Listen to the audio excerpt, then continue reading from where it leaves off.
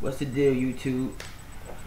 About to do some boxing techniques. Show you the basics of boxing quickly, and then before I do that, I want to talk about this whole beef between BG, aka Broken Games HD, and nextgen 720, better known as Zaire.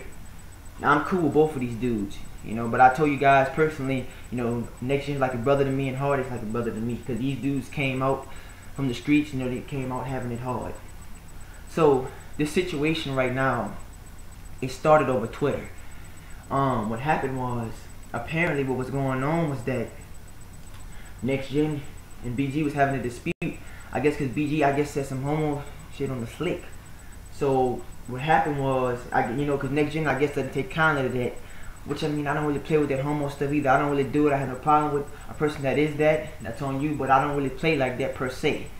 So what happened was, BG got mad and BG started talking about nextgen 720, one of his children, talking about that he was molesting his 2-year-old or something like that, or 3-year-old. I don't know. I didn't get too much into detail of the situation, but I know he said about molesting one of his children.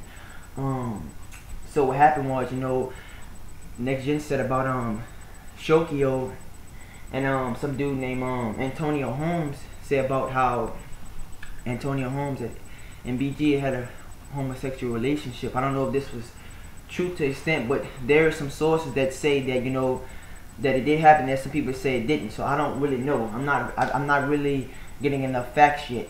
And this is no disrespect to Broken Games HD at all. I'm cool BG, I'm cool nextgen 720. I have no problem with nobody, because if it becomes a physical problem, this is what's gonna end it. So anyway, so BG and nextgen had some disputes, and BG was on YouTube, and I guess BG gave his battle before review, but he hadn't spoken nothing about the situation, because it went from Twitter to Facebook and they were disputing, and BG said that nextgen was a child molester, that he was an idiot, that he was a coward. So everybody was like, well, let's take it to the streets then. And nextgen was like, well, you got some partners in Brooklyn that are gonna handle up on BG, I guess. And the whole thing about it is, you're going back and forth, but it seems to me as if people like BG and Black Bond and all those computer nerds have this certain logic, like whatever happens on the internet, it doesn't matter, and that's not true. Even though I'm not saying I'm not taking up on either side, but I'm saying in the street sense, it's different. Because it's just like, when Black Bond ran his mouth to nextgen. He talked all that noise, knowing he didn't want to fight nextgen. He didn't want to knuckle with him. It was just like when Black Bond was running his mouth to Hardy. He didn't want to knuckle with Hardy. So you got to understand something. Hardy and nextgen are real people. They've been on the streets. BG and Black Bond grew up on the internet. So if these guys get into a confrontation, you know what's going to happen. Nextgen or Hardy is going to finish it, because they've been on the streets. And plus, nextgen had experience with the gloves. So my thing about it is, BG knows he doesn't want to knuckle with nextgen. It's easy to get on the internet and say things. I'm not taking up for nobody, but only thing I'm saying is it's a verbal argument, but if it gets taken to the streets, you know who's going to end it. So when nextgen's throwing jabs and hooks, you can't be trying to pull out a dictionary or pull out a computer. That's what Black Bond and Arcel and BG and all them go wrong at, because they think that they say on the internet is not hurtful. And then when you bring up somebody's child, even if nextgen did say that, about the tape and everything, talking about his sexuality, talking about him sleeping with a dude named Antonio Holmes, and talking about how they got on Skype, and they was talking, and BG bought Hardy, and he bought BG's girlfriend or wife, whatever her name is. You guys know what I'm talking about. But they had an argument over Skype about it. And Shokio, I guess the source came from him, that it was true. Because he showed him some type of video or something like that, and I was, talking, saying my sense on it. I was asking BG, was it really true, because I was like, well, why are you mad at nextgen? I said, because you did talk about his daughter. And, all kind of stuff going on. The argument, was what? It must have stimulated from yesterday over Twitter, and it was on Facebook. Everybody's been talking about it, and I'm not trying to keep up a mess. I'm just reporting what was going on, in the public.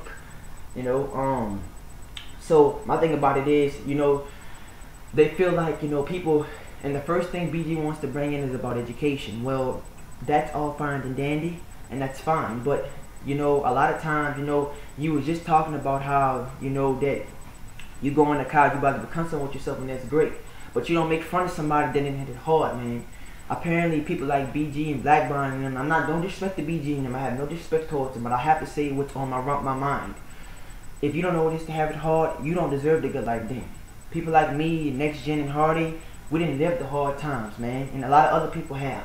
If you came out having it good, then you're not gonna learn nothing from it. You're gonna be weak all your life, and I'm saying that that's wrong for him to disrespect, you know, people when bringing in his education. And you could die today or tomorrow, and that education won't mean nothing per se in God's sense. It won't be. So I mean, God looks at the one who didn't struggled a lot. And I feel like, you know, people like nextgen and Hardy and me, you know, we've struggled. We lived that hard life. And the thing about it is that even people in general, with the public, if you know you had it hard, you deserve to be somebody. But I mean, if you just rolling through here, you ain't got to worry about no money, you got to worry about food, none of that. I mean, you need to be giving God thanks for that, because you don't know what the next person is going through. And I feel like Blackburn and BG and them look down on people, but yet they don't want to take it to the streets. They don't want to really knuckle per se, you know, with that, you know, whole situation. They don't want to do any of that. They just kind of just putting in reference of what they think from their standpoint, their logic. Sorry about that, guys. Sorry about that little twitch. I gotta get a new webcam. But anyway, let's get into the boxing portion of this, shall we? So, you guys know I study a lot of boxing. I study mixed martial arts. I study Muay Thai, you know, kickboxing in other words. I'm gonna show when the next video I'm gonna get a chance to show you my my outfit and what I trained in when I was going to my martial arts school. But anyway, I had the gloves on. I wanted to show you some basics. So when you're throwing a jab, right? See how I got my hands? I'm throwing a jab, so I'm bringing it back. See, because you're jabbing and jab back. Or it's just like if I'm about to throw a hook. Hope you guys can see me. Like I'm about to throw a hook, I'm hook it back. You see, bring it back. So that's called a hook. Okay. For the record, what I'm talking about, I'm coming up on some ups. See how I jabbed and came back? Because when I swung, I came back. But you always keep your hands up, always protecting your face. So you come down this. You know, uppercuts too. That's great too. But even with the standpoint when you're throwing that jab, you know, you're looking for openings. And you're looking to box the good inside fighters. And this is one of the type of styles that I love to follow. Boxing, Muay Thai. I was doing some Hapkido. I was doing some Taekwondo. Taekwondo has fighters have some of the best kicks. I'm gonna do some kicking in this video too. But like I was saying, when you jabs, bring it back. See what I'm saying? It's quick because it's automatic. Or you can hooks, or you hook again, come back. That's it. And you got the format.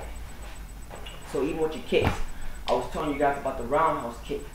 Or even you can come up. See how I'm about to stand up. So when I come up, you see what I'm saying? See, I was putting my feet. I'm getting in format. That's it. We'll come back around or like this. You see what I'm saying? Okay, just like roundhouse kicks. You know, when you roundhouse, see if I get a little close. When you roundhouse kick, it's like you get on your pivot. See, I'm pivoting right now. I'm pivoting my right foot. So when I pivot, you see what I'm saying? I'm just showing you some of the different, or like even when you do a snap kick. Now I'm not really super at the snap kick just yet. But when you do it, you always pivot whatever next thing, you always pivot the opposite. So I'm pivoting right now. I'm pivoting my left, and so okay. So when you kick, you snap back like that. See, or like now if I want to do a strong kick, I'm going straight in. Okay. I can do them quick. I'm just showing you guys. See what I'm saying? See how quick it is, but stretching. And I want the next video when I get time, I'm gonna show you more stretching formats. So that's it for this video. I'm out. Peace.